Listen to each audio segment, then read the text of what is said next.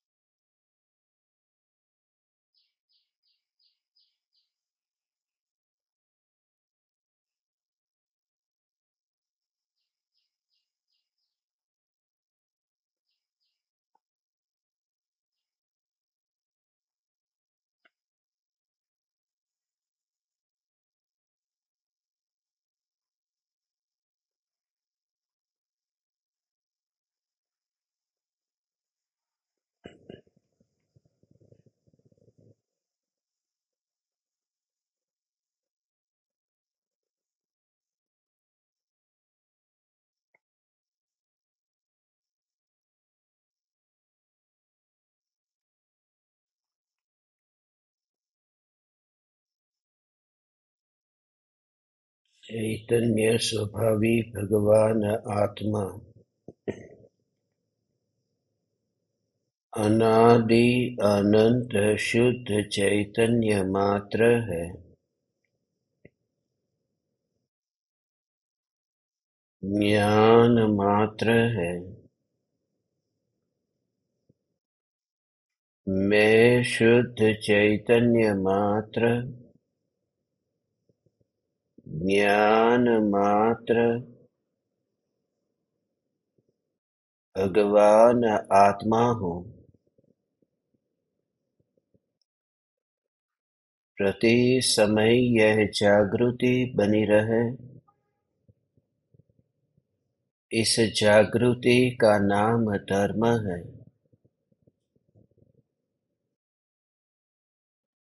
देह की प्रत्येक क्रिया के काल में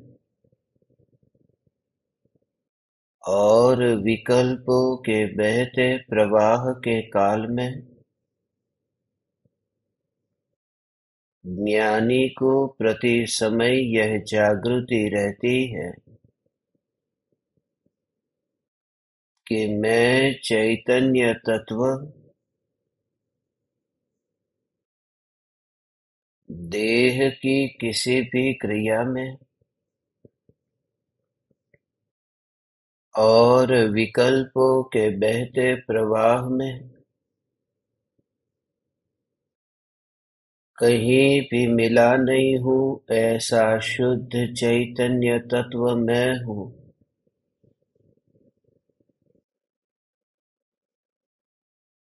प्रति समय स्वयं की शुद्ध चैतन्य सत्ता का बोध आत्म जागृति ही धर्म है।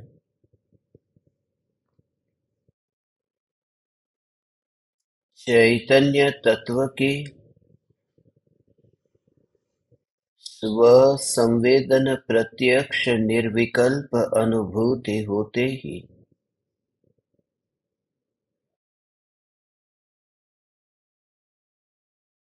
अनादि काल से प्रथम बार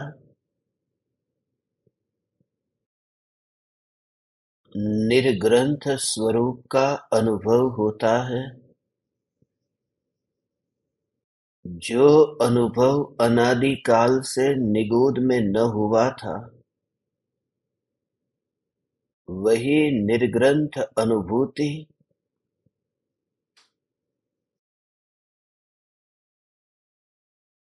एक समय में घटित होती है।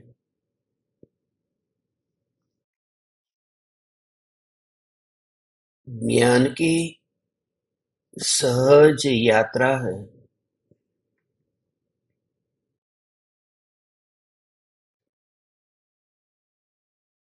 जानने रूप परिणमित होकर भी जो जानन स्वभाव से पलटकर विभाव रूप परिणमित नहीं होता,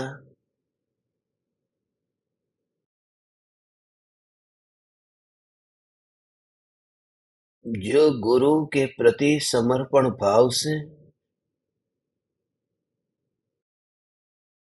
झुकने को तैयार हुआ,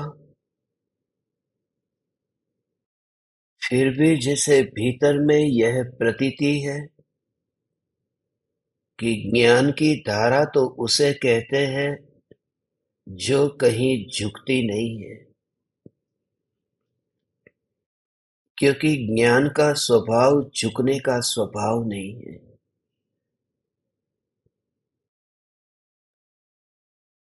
इसलिए जो विकल्प उत्पन्न होते हैं,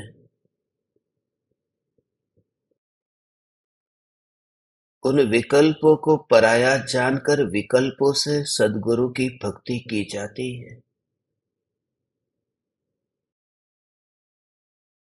अर्पण भी उसे ही किया जाता है कि जो अर्पण भी हो जाए और स्वरूप की स्वसंवेदन प्रत्यक्ष अनुभूति में कहीं पर भी अड़चन न करे।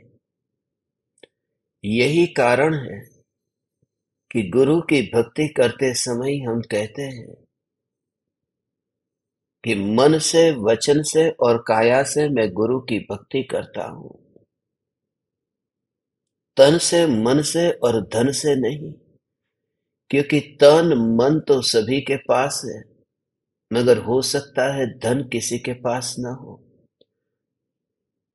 मन, वचन और काया तो सभी मनुष्य के पास में है।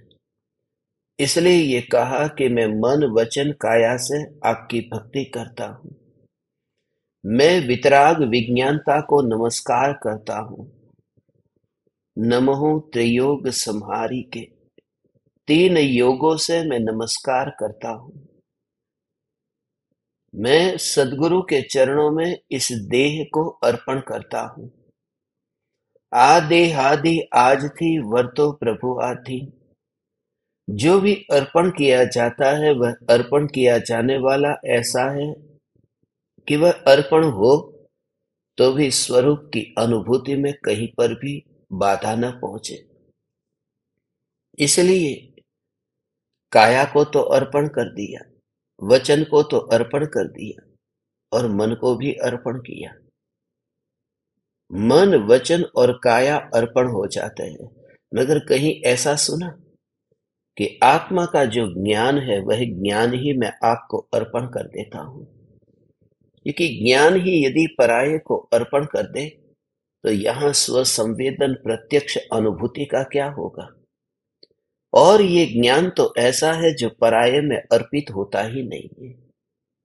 यह ज्ञान तो ऐसा है जो अपना है और वह अपना रहता है।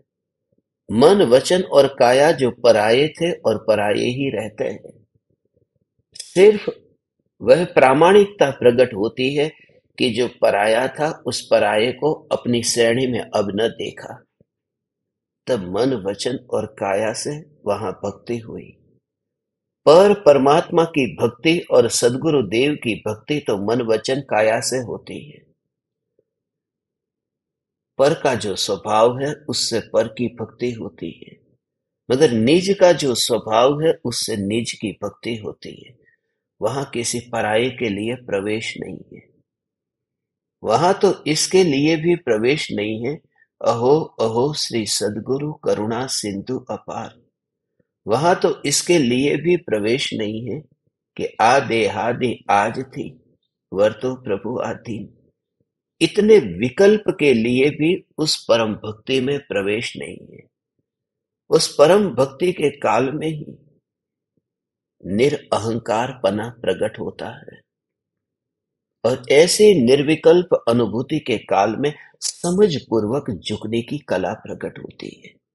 उस निर्विकल्प अनुभूति की गहरी खाई में जाकर के वह अनुभव होता है कि अब भय नहीं लगता। अहंकार के शिखर पर था तब भय था। जो व्यक्ति पहाड़ के शिखर पर हो वह भयभीत होता है कि कहीं नीचे न गिर जाए, मगर जो पहले से ही खाई में है वह गिर करके कहाँ गिरेगा, इसलिए वो भयभीत नहीं है कि मैं कहीं नीचे गिर गया तो। जो इतनी अक्कड़ता में है वहां भय है। जहां जो भी अक्कड़ता थी, जो भी अहंकार का भाव था वह भाव छोड़ करके ही अपने में स्थिर हुआ। ज्ञान में ही वहां पर उस गहरी खाई में ही वहां अनुभव हुआ, और अनुभव होते ही एक का अनुभव हुआ।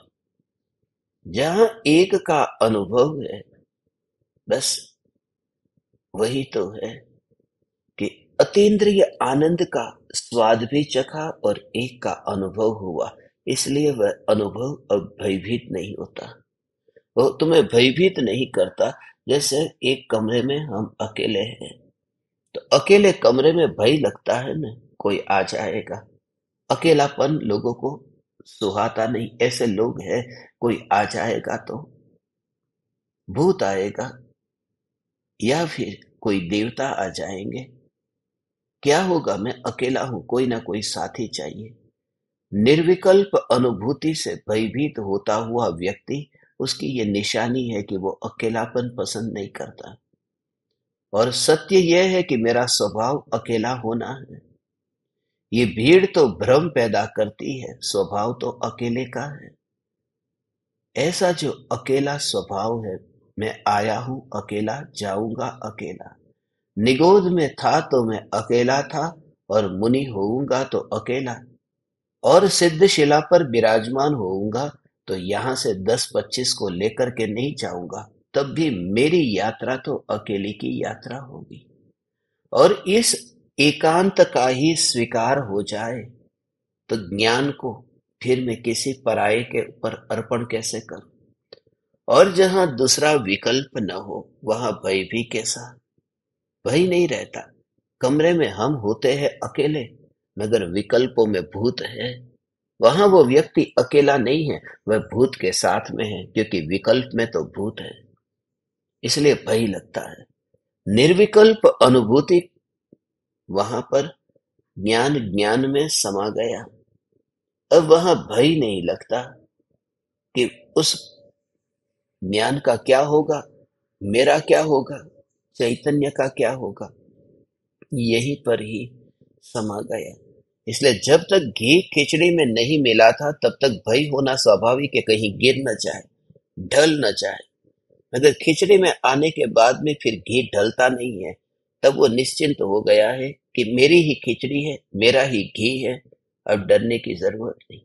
अंतर में भी ऐसे ही उपयोग अंतर में जब ढलता है, उपयोग का स्वभाव है ढलना, घी का स्वभाव है ढलना।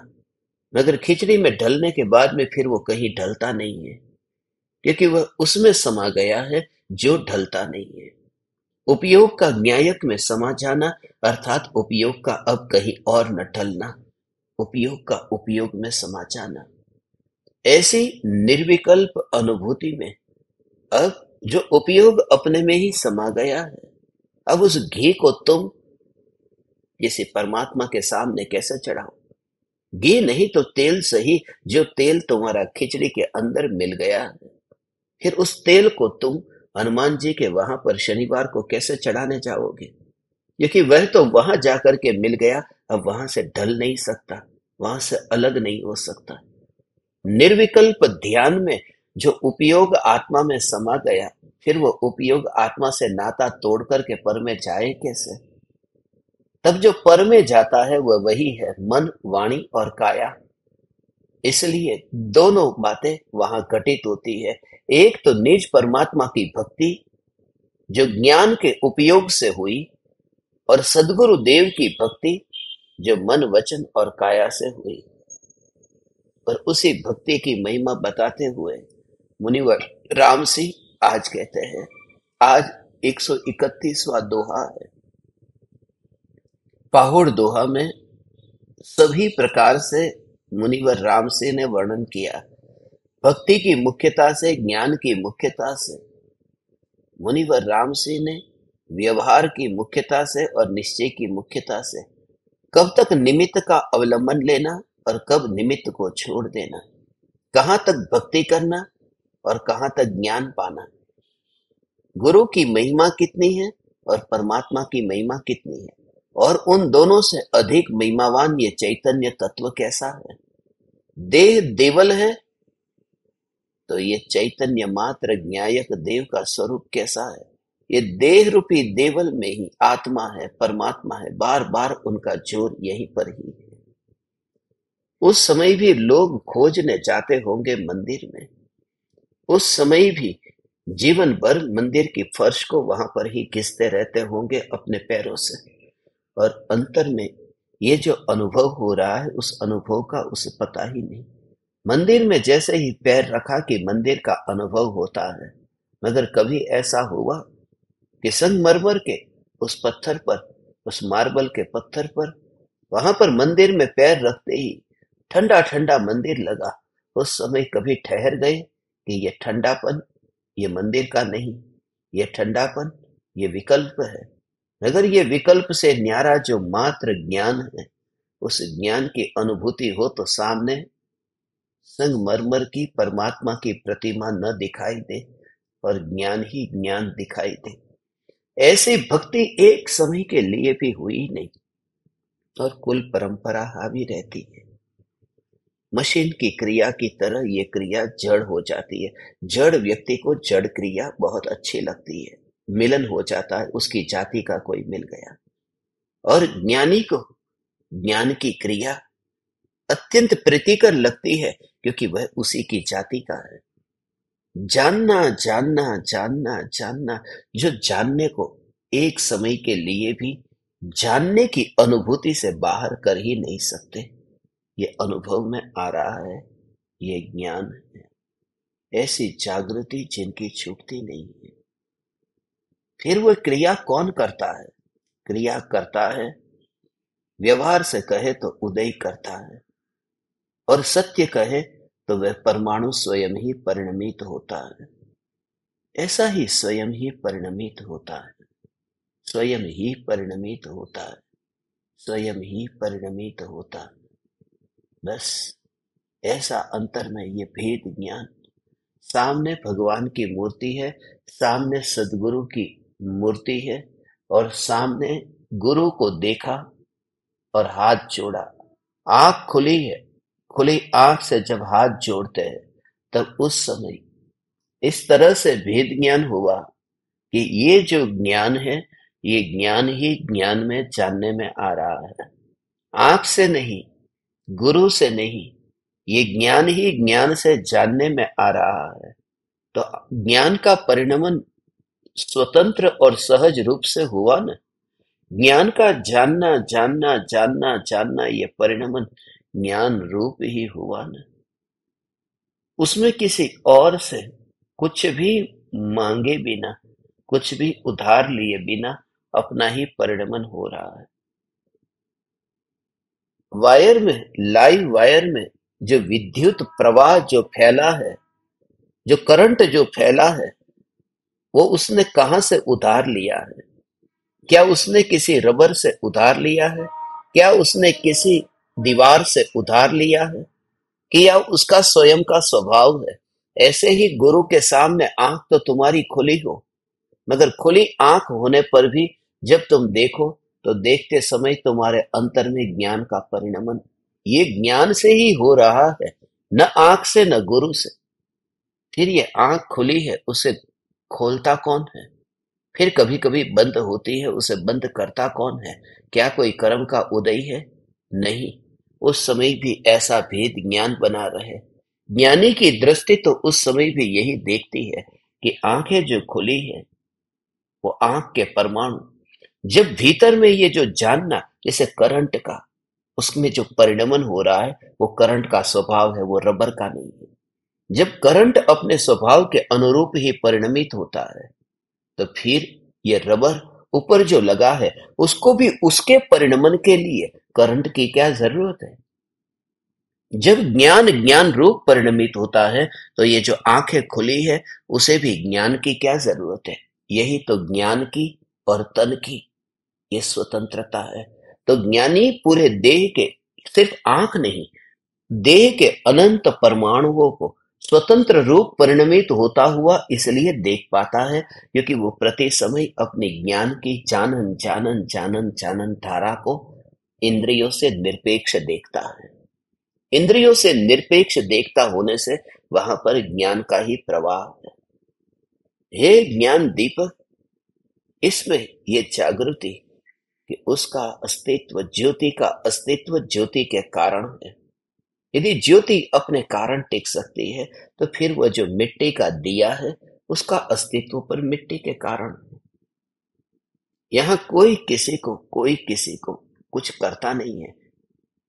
4 लोग एक मुर्दे को स्मशान लेकर जाते हैं, मगर 4 लोग जो मुर्दे को स्मशान लेकर जाते हैं, उन 4 लोगों को स्मशान लेकर के 4 लोगों को स्मशान लेकर के कौन जा रहा है? कि कोई नहीं, वे अपने आप जा रहे हैं। मगर इच्छा है कि हाँ, इच्छा तो है। यदि इच्छा के कारण वे जा रहे हैं तो जिन्हें पैरालिसिस हो गया है, लकवा हो गया, उन्हें फिर इच्छा तो होती है, वे क्यों नहीं जा पाते? तो इच्छा भी अलग है, 4 व्यक्ति की यात्रा भी अलग है, और यहां तक कि वो मुर्दे की यात्रा भी अलग है। अलग नहीं, स्वतंत्र रूप से अलग अलग है। तो इस तरह से जैसे वो मुर्दे की यात्रा होती हो, मुर्दा टेढ़ा जाता है, मगर वहां पर जैसे तुम्हें प्राण न दिखाई दे, ऐसे ही भले तुम घर से मंदिर जाओ, मगर तुम्हें उसमें प्राण न दिखाई दे। प्राण न दिखाई दे, प्राण न दिखाई दे अर्थात उस देह की क्रिया में जैसे मुर्दा जा रहा है, उसमें खोजने जाओ तो कहीं पर भी आत्मा नहीं है। ऐसे ही तुम मंदिर तक न गए, मगर अपने ही घर में ही मानो एक यहां से लेकर के किचन तक गए, बाथरूम तक गए, यहां से लेकर अलमारी तक गए। ये जैसे तुम हिले तो तुम्हें भी वहां पर ऐसा लगेगा कि ये मुर्दा भी अपनी योग्यता से यात्रा कर रहा है। तो इस मुर्दे को उसके परिणमन के लिए ज्ञान की जरूरत नहीं है। और वो कैसे देखेगा? देखेगा ऐसे कि ज्ञान का जो स्वभाव है, इस ज्ञान के स्वभाव का मिश्रण इसमें हो रहा है या नहीं।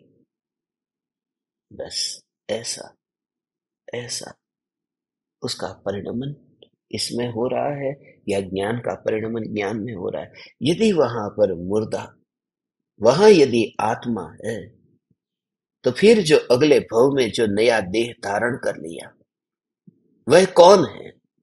क्या उसका कुछ अंश भी यहां पर रह गया? कुछ भी नहीं रह जाता। अब पानी के गिलास में से यदि तुम पानी निकालो तो हो सकता है एक आध बूंद फिर उसमें रह जाए, हो सकता है पानी थोड़ा गीला रह जाए, गिलास थोड़ा गीला रह जाए, पानी उसमें पहले से भरा था। मगर आत्मा शरीर में से निकलने के बाद में शरीर में कुछ भी नहीं रहता। वो आत्मा का, ज्ञान का अंश भी नहीं रहता। वो मुर्दा पूरी तरह से मुर्दा है, क्योंकि कहीं और जगह उसका निवास हो चुका है, वो वहां नहीं है। जब तेरा ज्ञान ज्ञान में ही इतना मस्त हो जाता है तो चैतन्य परमात्मा में निवास करता है। ज्ञान परिणमित होकर के ज्ञायक में विश्राम करता है, तब परमाणुओं में रहता ही नहीं। इस गहन अनुभूति का नाम यथार्थ भक्ति है। ज्ञान का ज्ञान में ही परिणमन बस घटित हो रहा है। ये तुझे घटित हो रहा है इसी तरह से कि ज्ञान ज्ञान में ही परिणमित। साहस करके, ऐसा साहस दिखा करके अंदर जा। विकल्प और संसार की चिंता एक और कर, और सिर्फ जो तुझसे कहा जा रहा है उस प्रकार से ये अनुभव कर, उस प्रकार से एहसास तो कर कि जो ये ज्ञान जो परिणमित हो रहा है, जैसे वह आत्मा यहां से फटाक से निकल गया, ऐसे ही ज्ञान का निकल जाना, अर्थात ज्ञान शरीर में से निकलता तो नहीं है। ज्ञान का शरीर में से निकलने का मतलब क्या है? निकलने का मतलब है ज्ञान का परिणमन, उसका रूपांतरण ऐसे हो गया कि बस उस समय न्यायक में ही केंद्रित हो गया। न्यायक ऐसा ही, वहां पर देह है न, मगर जैसे ही केंद्रित हो गया।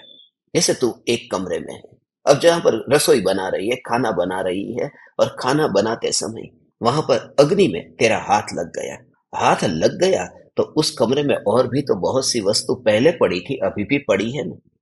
पहले तुझे नमक दिखता था, जीरा दिखता था, मिर्ची दिखती थी, ये सब मसाले सब दिखता था, मगर जिस समय अग्नि को हाथ लगा उस समय क्या हुआ? कौन दिखाई दिया? कि तेरी जो चेतना है, तेरा जो उपयोग है, वो पूरी तरह से वहां इतना केंद्रित हो गया कि पता ही न चला। उसे कहते हैं तू मिर्ची मसाले से गायब हो गया था। ऐसे ही अंतर की कि एक फटाक से न्यायक, ऐसा ज्ञान का परिणमन न्यायक में समा जाता है। तब फिर ये मिर्च मसाले की तरह, ये पूरे मसाले मिर्ची की तरह ही ये पूरा देह और देह के संयोग, उसका पता नहीं है। जिस समय अग्नि को छू लिया, उस समय पता नहीं है कि वहां पर कौन था। ओ हो हो हो हो। हे ज्ञान दीपक, इसी अनुभूति से ही, स्व की अनुभूति, ये अनुभूति, बस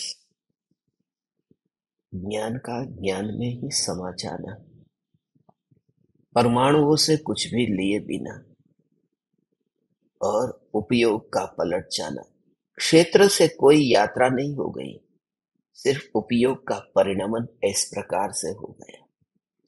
वही किचन है, वही शरीर है, वही आग है, वही बर्तन, वही मिर्च मसाले, सब कुछ वही है। सिर्फ हो क्या गया? हो गया चेतना, जो अलग अलग जगह पर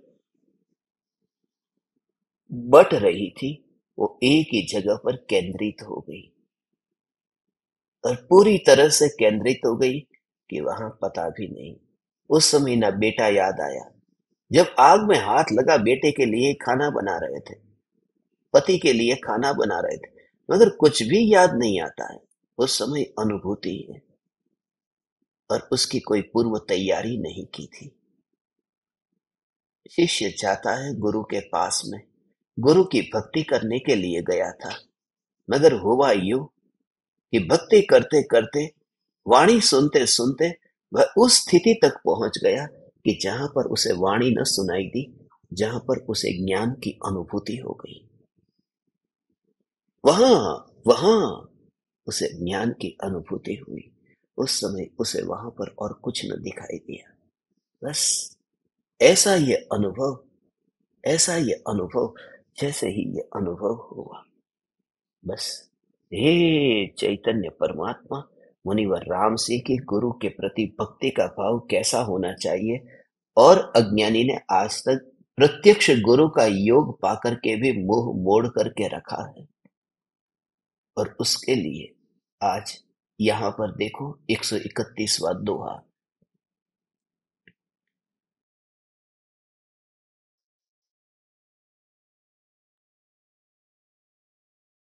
मामूटा पशु गरु वड़ा, सयल काल जंखाई, निय देह हमि वसंत यहम, सुन्ना मढ़ सेवाई। हे वत्स, सो गुरु का संग छोड़कर तू सदाकाल झंखना, व्यग्रता मत कर। परमात्मा निज देह में बसता हुआ भी तू शून्य मठ का सेवन क्यों करता है?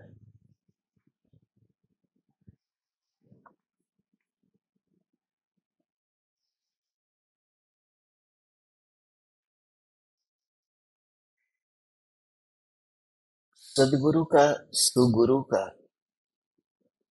पहले तो संग मिलता नहीं है, और मिलता भी है तो अहंकार उन्हें स्वीकार करने को मना कर देता है। पहले तो इतना दुर्लभ है, इसलिए कहा ऐसे साधु सुगुरु कब मिली है। गुरु का योग दुर्लभ है।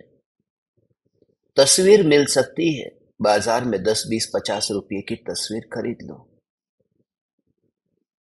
मूर्तियां बन जाएगी, 1 लाख 2 लाख 5 लाख खर्च खर्च कर दो, मगर जीवंत सदगुरु की संगति, उस संगति में रह करके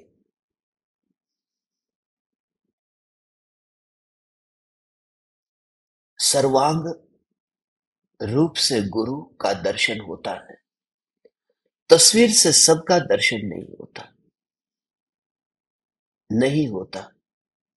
और इसलिए प्रत्यक्ष गुरु के योग में जो बैठ पाता है, उसके लिए समर्पण क्यों, और क्यों सर्व प्रकार से, किसी भी प्रकार से गुरु का स्वीकार कर सकता है, उसके बारे में थोड़ा समझो। एक है परम कृपालु देव की तस्वीर, जो सामने हम सुबह से शाम तक ऐसे ही हाथ जोड़ते रहते हैं। प्रतिज्ञा ले ली कि सुबह कृपालु देव को दर्शन करें। कमरे में लटका दी है दीवार के ऊपर। उसमें कुछ ज्यादा नहीं करना पड़ता। ना उसे रोटी देनी पड़ती है, ना उनके लिए खाना पकाना पड़ता है। कभी कभी धूल साफ करते हैं तो दीपावली में एक बार घर की सफाई करते करते उस फोटो के ऊपर भी लगी धूल को साफ कर देते हैं। मगर उससे ज्यादा तस्वीर को कुछ समर्पण नहीं करना पड़ता। इस वजह से तस्वीर बहुत प्रीतिकर लगती है। जीवंत गुरु के पास में बैठना हो तो एक जिम्मेदारी आ जाती है। फिर वहां पर भोजन भी, आपके भोजन का क्या,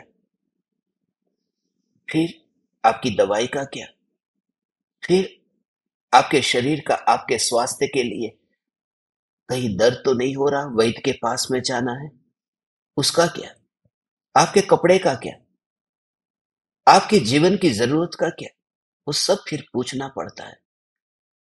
और मन है न, विकारों में इतना व्यस्त है कि उस झंझट में जाना ही नहीं चाहता। सच्चे हृदय से तुम ही विचार करना, क्या तुम निश्चयाभासी हो या फिर तुम आत्मार्थी हो? क्या तुम स्वच्छंदी हो या फिर तुम जिज्ञासु हो? तो अपने को पूछना। और किसी को बताने की भी जरूरत नहीं।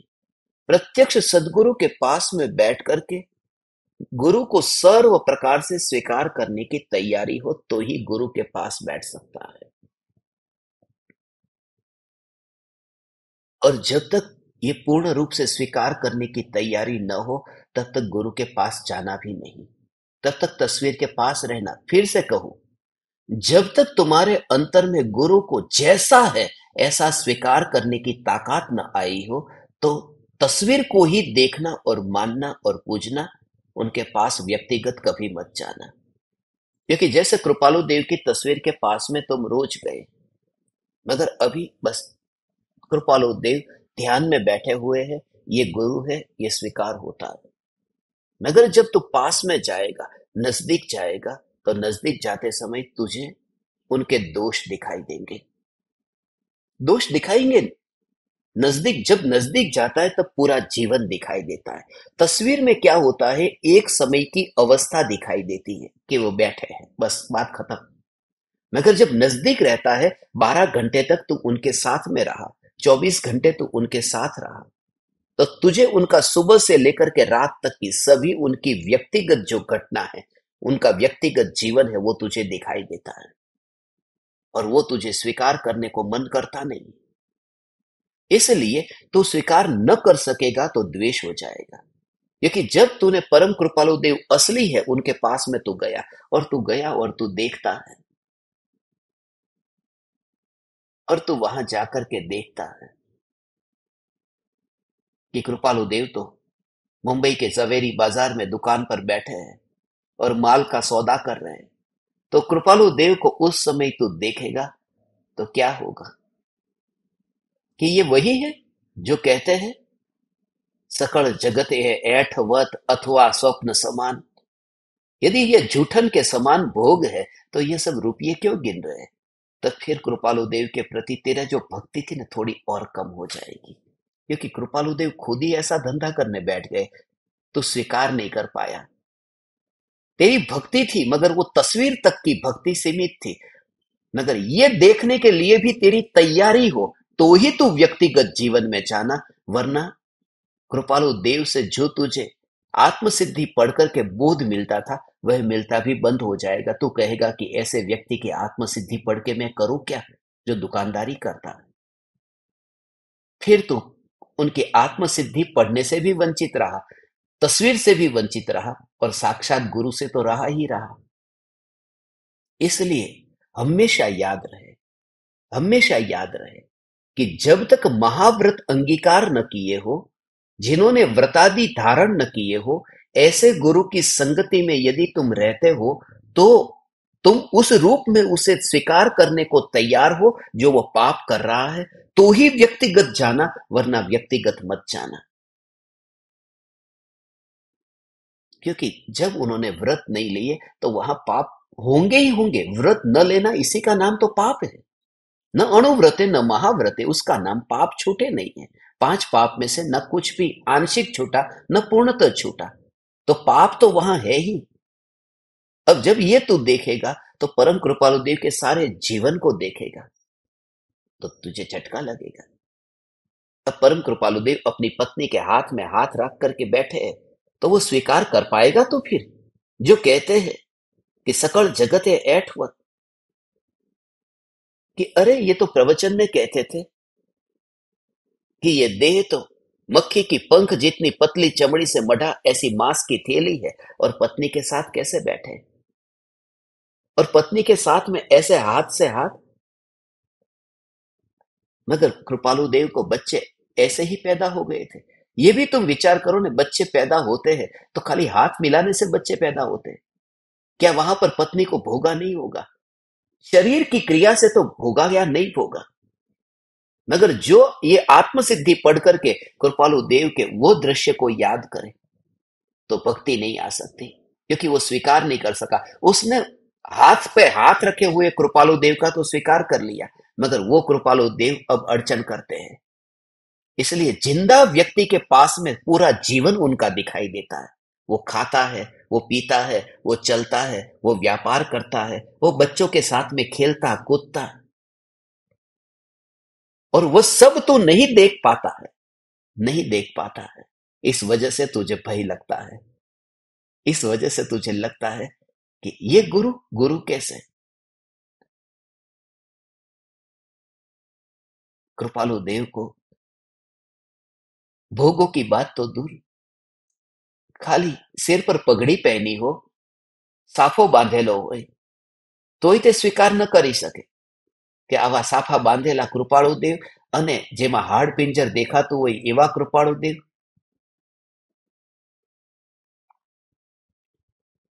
मैं अब ये काम करने वाला हूं।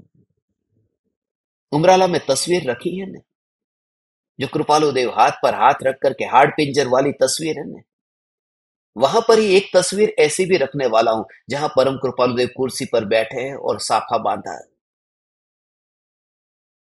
सिर पे पगड़ी है, बिल्कुल सज धज के तैयार होकर के बैठे। हे परम कृपालु देव, आप हमें स्वीकार है तो जिस रूप में आप है वो सब रूप में स्वीकार है। और जिन्होंने उदय का स्वरूप हमें समझाया है, उनको ही यदि हम उदय के रूप में देखने से न चुके, तो फिर और किन किन को हम बख्शेंगे। और ऐसा सभी ज्ञानियों के जीवन में।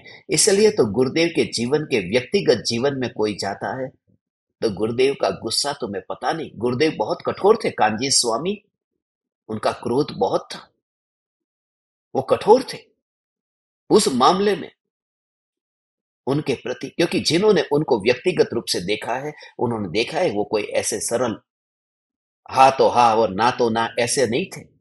नहीं माने नहीं, ये काम नहीं होगा तो नहीं होगा।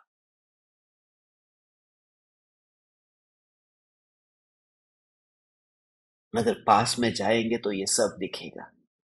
वो भी मंजूर है, और यदि मंजूर नहीं है तो तस्वीर को ही घर में रख करके उसकी फिर भक्ति कर, और वहां पर ही देख करके फिर तू भक्ति की सेवा कर। तो प्लास्टिक के फूल को ही अपने घर में तस्वीर में रख करके फिर उसकी सेवा कर, और उसमें ही मजा ले फिर तू। आज का ये दोहा इस बात को बताता है कि गुरु का योग पाकर के गुरु के योग से तू दूर रहा, क्योंकि तेरे में वह साहस नहीं था कि उनको सर्वांग रूप से तू स्वीकार कर सके।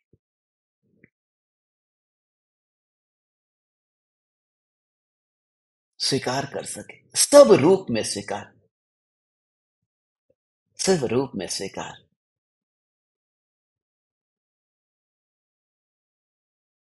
2 दिन पहले मेरे पास में एक मैसेज आया,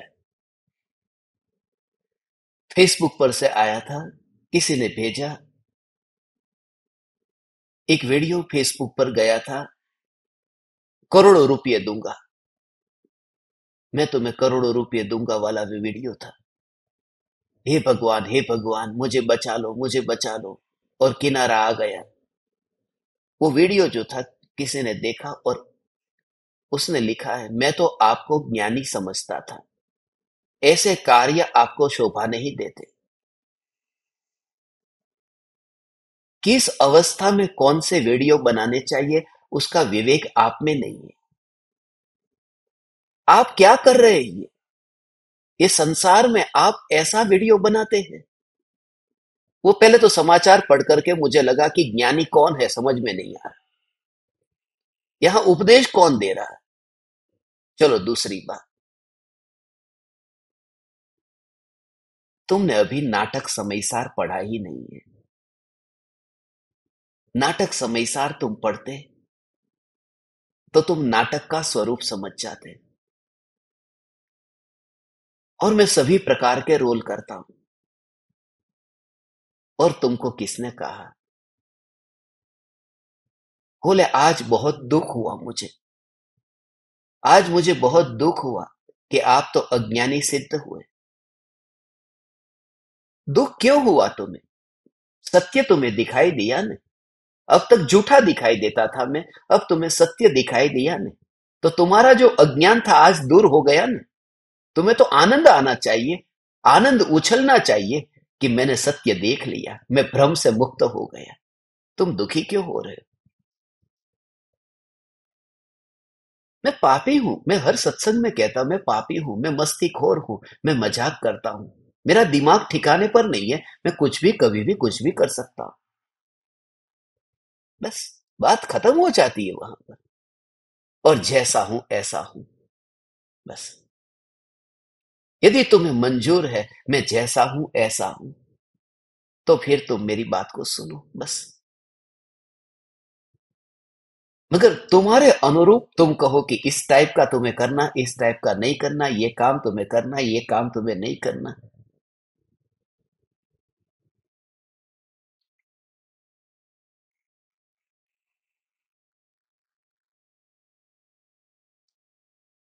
जैसा हूं ऐसा हूं। और तुम्हें कभी नहीं कहता कि तुम झुको, तुम मेरे सामने हाथ जोड़ो, तुम मेरे चरणों में गिरो। मैं तो तुम्हें इशारा करता हूं, कल भी कहा ने, हम सब कृपालु देव के पास में जाकर के उस मार्ग को अपनाएंगे। हम कृपालु देव के पास में जाकर के उनके चरणों में रह करके हम इस ज्ञान का अनुभव करेंगे। हम सब, हम कहता हूं ने, हम सब करेंगे।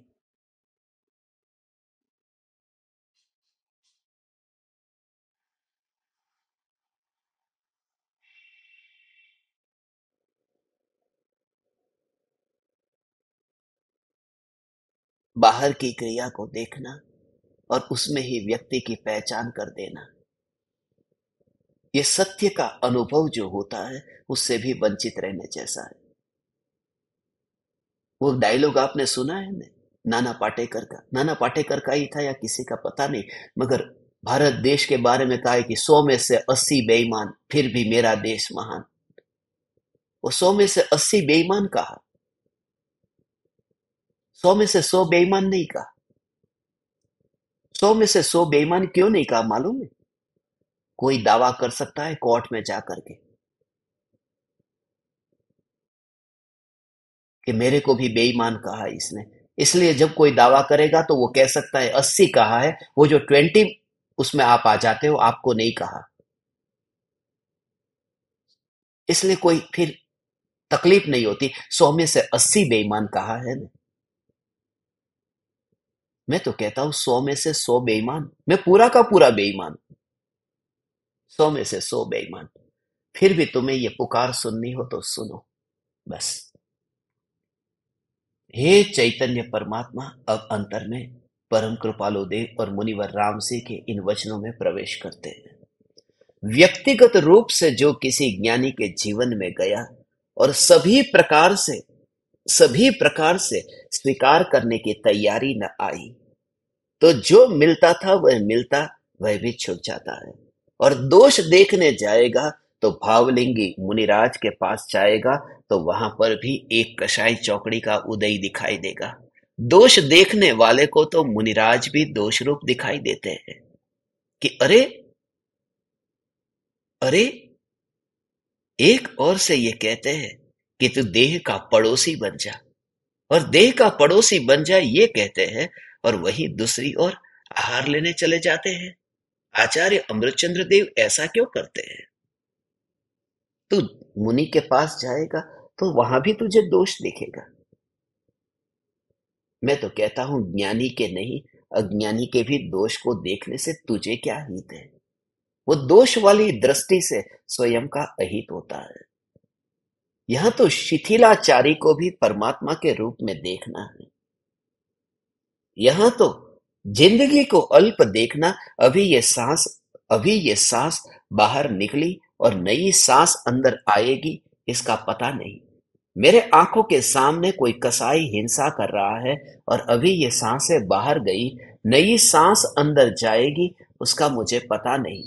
उसका मुझे पता नहीं, तो फिर उस कसाई को पापी के रूप में देख करके यहां से विदा हो, या फिर उसे परमात्मा स्वरूप देख करके यहां से विदा हो, मेरे पर है। इसलिए जब इतना सरल और इतना फ्लेक्सिबल तुम्हें धर्म मिल गया है कि तू जैसा स्वीकार कर ऐसा कर, तुझे कोई रोकने वाला नहीं है। तुझे मानना है तो परमात्मा मान, तुझे मानना है तो कसाई और पापी मान। तुझे क्या मानना है? तू स्वतंत्र है। ऐसा स्वतंत्रता का बोध, ऐसा स्वतंत्र और सहज धर्म हमें आज तक कभी न मिला था। मिला था कर्तृत्व के बोझ वाला। ये कर तो तुझे ये मिलेगा, ये कर तो तुझे ये मिलेगा। नानक उन लोगों के साथ में खड़े थे, जो लोग पूर्व दिशा में मुंह रख करके, अपने हाथ में लोटा लेकर के ऐसे पानी चढ़ाते थे।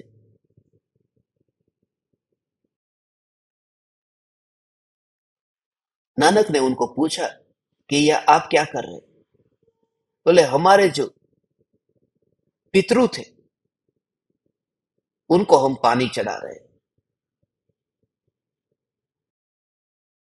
नानक पश्चिम दिशा में घूम गए। उनके पास भी लोटा था और लोटे में पानी था।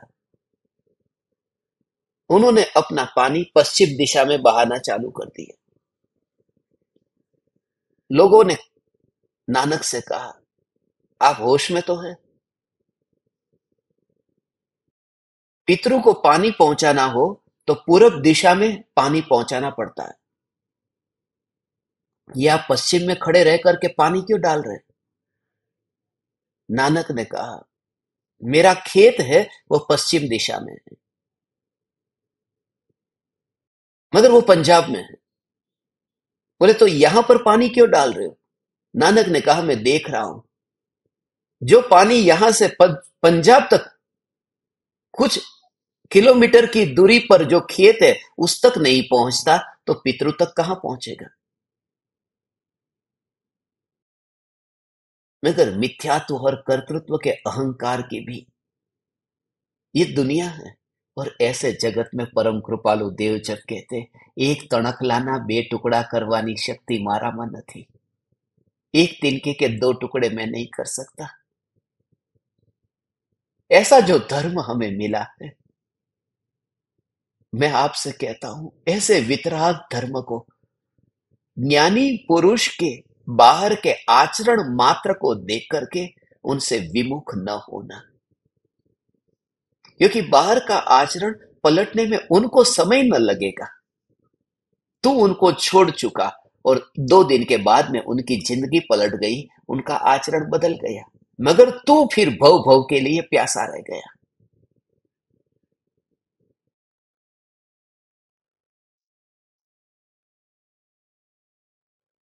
यही तो कारण है। परम कृपालु देव की संगति में, योग में बस 4 जीव आए। ओ हो, इसलिए तो कितनी भी बस। ओ हो। आत्मसिद्धि शास्त्र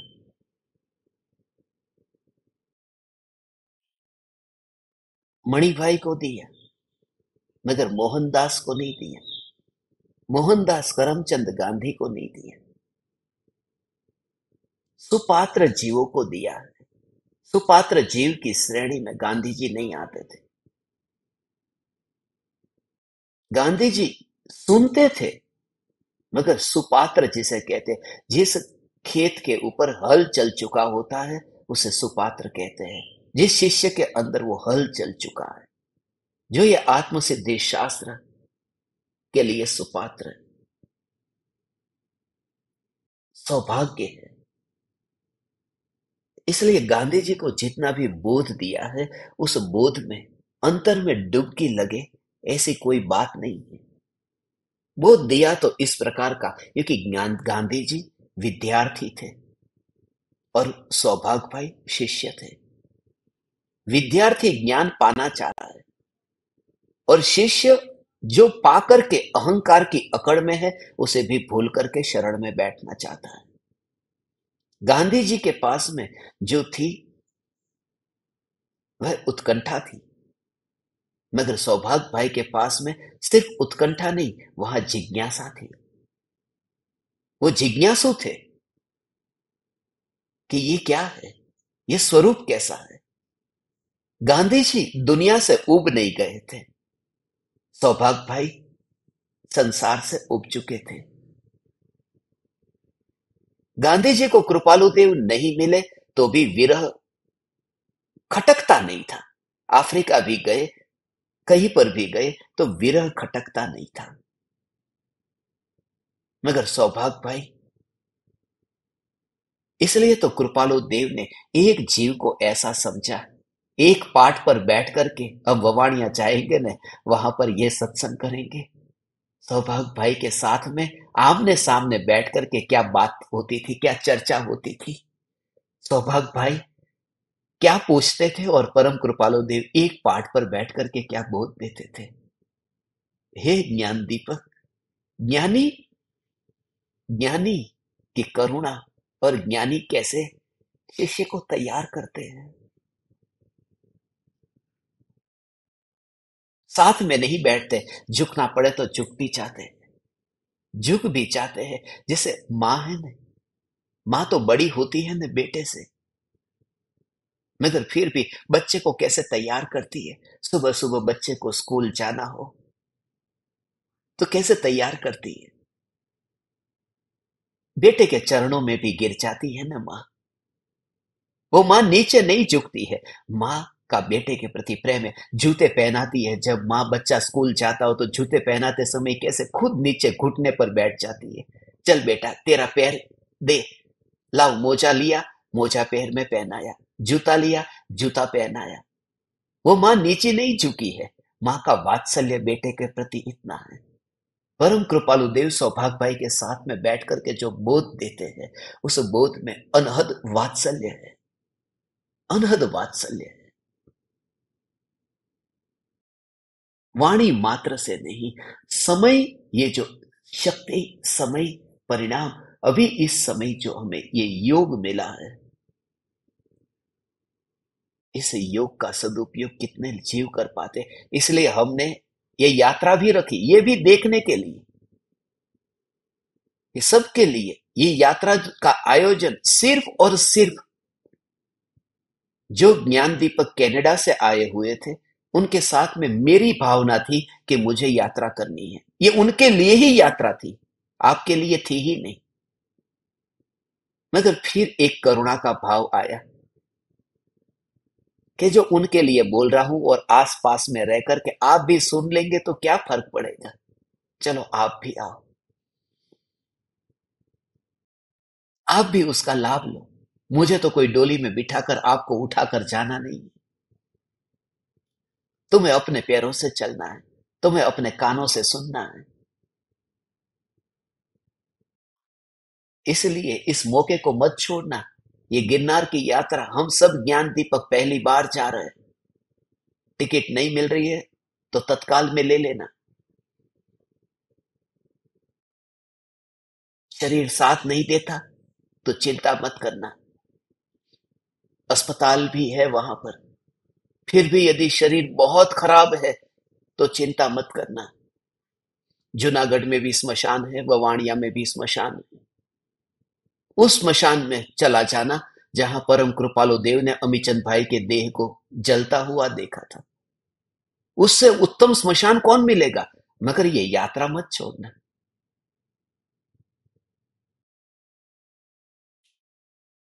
मैं तो आप ज्ञान दीपकों को ये प्रत्यक्ष सत्संग के लिए आमंत्रण देता हूं और कुछ नहीं कह सकता।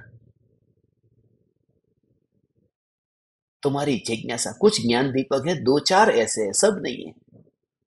औरंगाबाद से ज्ञान दीपक है, वो कहते हैं मुझे आपके पास में गजपंथा आना है। आज तक किसी ने ये भाव नहीं बताया कि लाओ हम इतने दूर दूर तक भटकते रहते, लाओ 2 दिन के लिए आपके पास में आकर के, आपके पास में रह करके बैठे।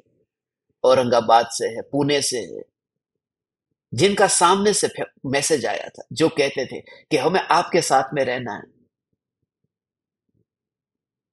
उनको मैंने बुलाया भी है और बुलाऊंगा। दूरी बनाने में मजा आता है क्योंकि तुम अपने मन के मालिक हो जाते हो। दूरी बनाने में मजा आता है क्योंकि वहां पर आज्ञा के अनुसार वर्तन नहीं करना पड़ता। इसलिए हमेशा अहंकार फासला बनाना चाहता है। मुनिवर राम से यहाँ ये कहते हैं, गुरु से तो फासला बनाना चाहता है कि जितना दूर रहो उतना अच्छा है। इसलिए एक तरह से ये जूम के सेशन ने सुविधा तो दी ही है, मगर तुम्हारे अहंकार को भी बल दे दिया है। अहंकार को बल दिया है। ये सत्संग सुनने के लिए तुम बैठे हो। मैं देखता हूं, हम अंत में हम परम कृपालु देव की भक्ति करते। अहो अहो श्री सदगुरु। अभी इतने साधक बैठे हैं जो सामने बैठे हैं। जैसे ही मैं सत्संग पूरा करता हूं, पता नहीं 50 तो कहां चले जाते तात्कालिक। 1 घंटे तक तुमने सुना तो एक एक मिनट में इतनी भक्ति में भी तुम्हारा मुफ्त का, इतना भी तुम अहो भाव से भक्ति करने नहीं बैठ सके। थोड़ा तो विवेक रखो, थोड़ा तो विचार करो। ये जूम ने तुम्हें प्रमादी बना दिया। जूम ने तुम्हें मुस्लिम बना दिया। मुस्लिम इसलिए क्योंकि बुर्खा पहन करके जो बैठते ना, चेहरा नहीं दिखाते। ऐसे ही कैमरा बंद करके बैठे, चेहरा दिखाते नहीं। ये बुर्खा वाला बना दिया। और आप देखते हो ना, जिन जिन का भी चेहरा नहीं दिखता, कैमरा बंद होता है, उनका काले रंग का दिखता है, काला। पीला नहीं दिखता, येलो नहीं दिखता, वो काला, वो बुरखे का रंग है। बुरखे में तो पता भी नहीं चलता कौन है, यहां नाम का पता चल जाता है और फिर भी बुरखा पहना है। खतरनाक हालत है।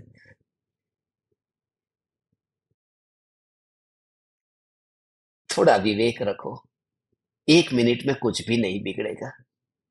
भक्ति करके सत्संग सुना है तो परम कृपालु देव को एक आदर भाव से भी, हे परम कृपालु देव, आप न होते तो इसका भाव हमारे पास कैसे पहुंचता।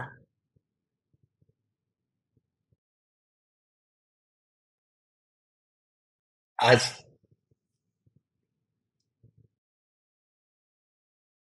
जितनी भी हमारे पास में सुविधा है, लोगों को फिर भी नहीं सुनते हैं, उससे इतना तो अच्छा है।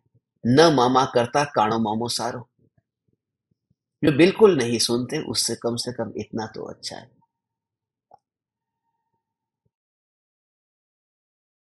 आप सबके मोबाइल फोन में मैं स्टेटस देखता हूं, आप सभी का स्टेटस में देखता हूं। जब जूम का सेशन चालू होगा तब उसमें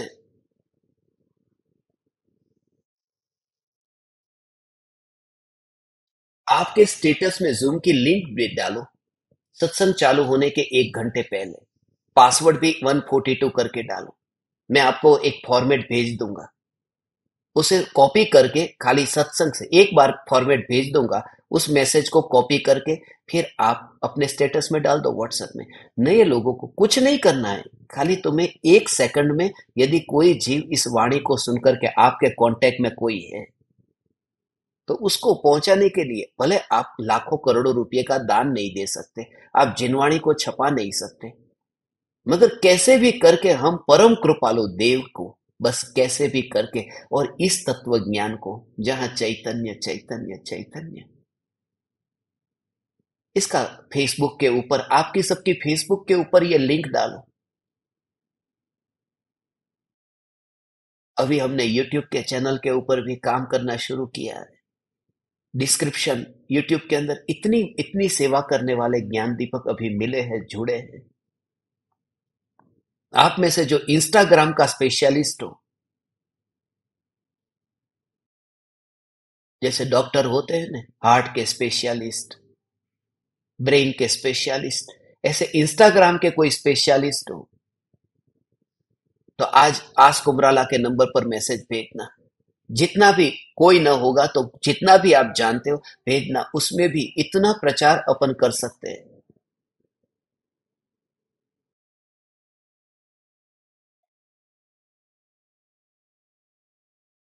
आज,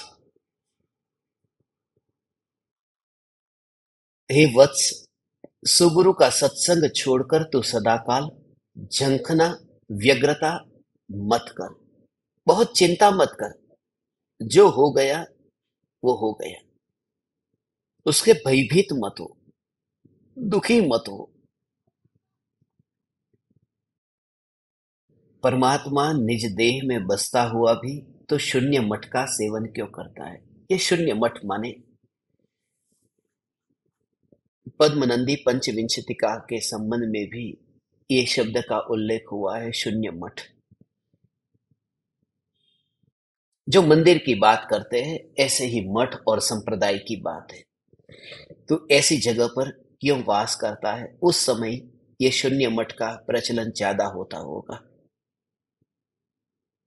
मगर जो मठ में बैठे हैं, जो गच्छ में बैठे हैं, जो संप्रदाय में बैठे हैं, उसमें तू क्यों अटकता है?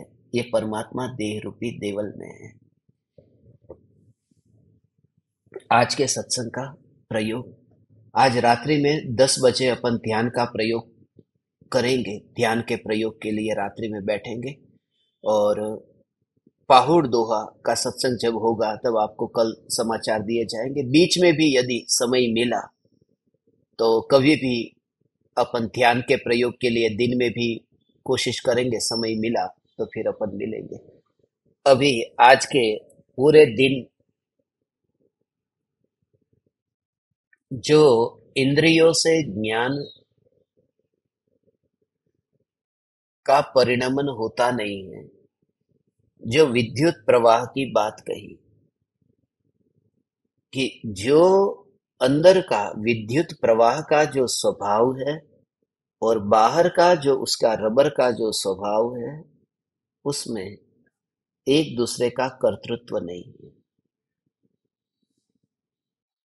तो ज्ञान का जानना जानना जानना जानना जानना जानना जानना, ये यात्रा, यह यात्रा, और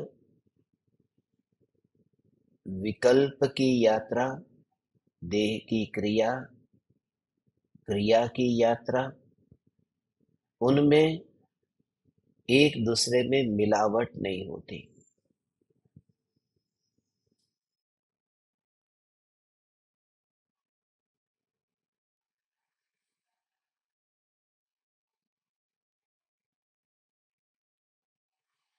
गति पर जोर मत देना, परिणमन में स्वयं को ढूंढना।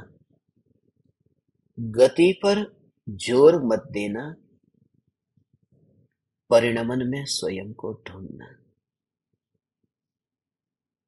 गति तो होती है, मगर गति का उस स्वरूप को पकड़ने के साथ में संबंध नहीं है।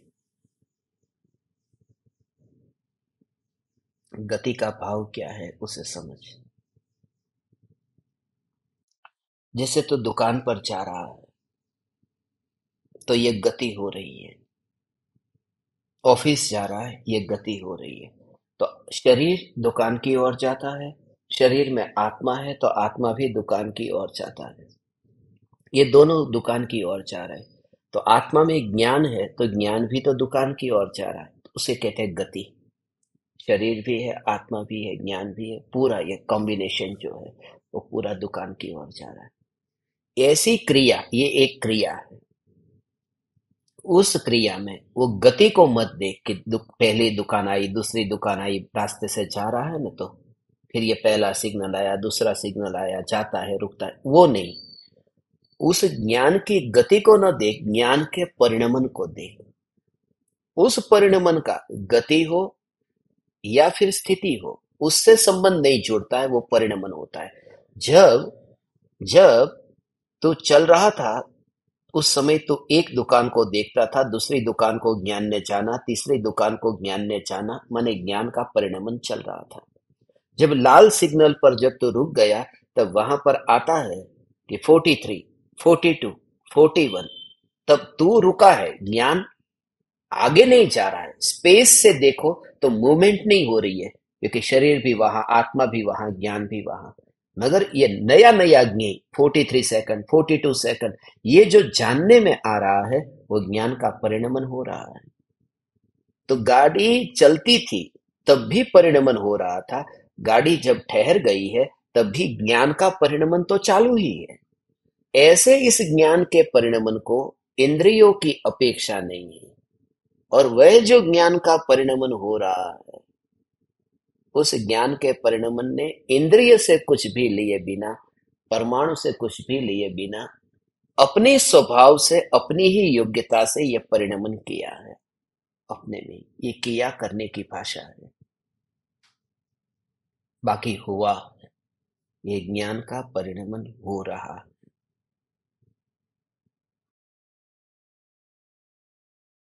और जा फिर खाई में, माने जा फिर खाई में, अर्थात गहराई में, इतनी गहराई में कि ये परिणमन हो ही रहा है।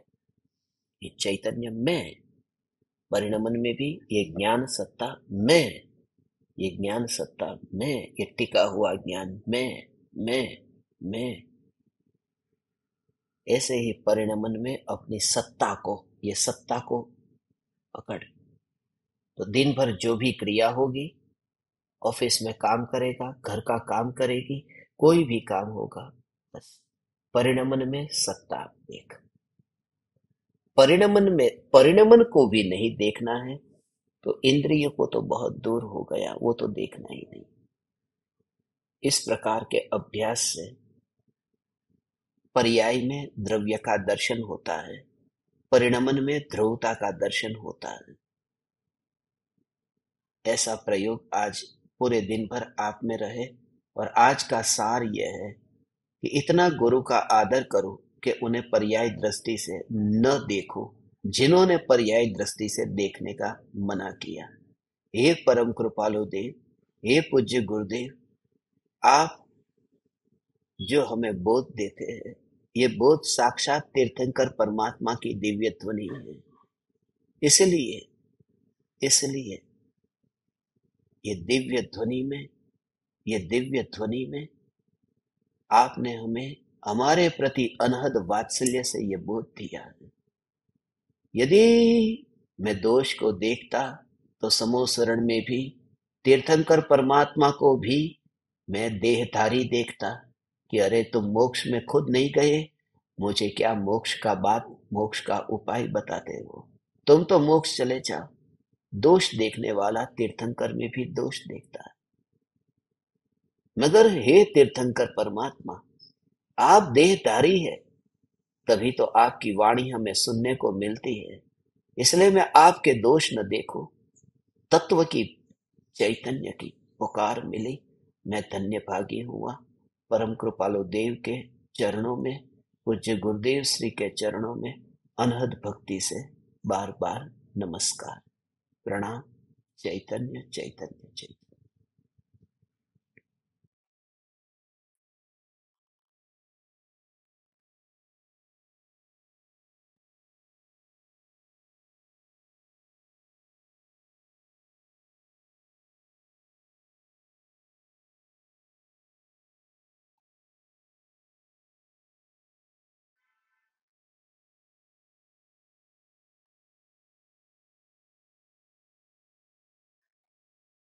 अहो अहो श्री सद्गुरु करुणा सिंधु अपार,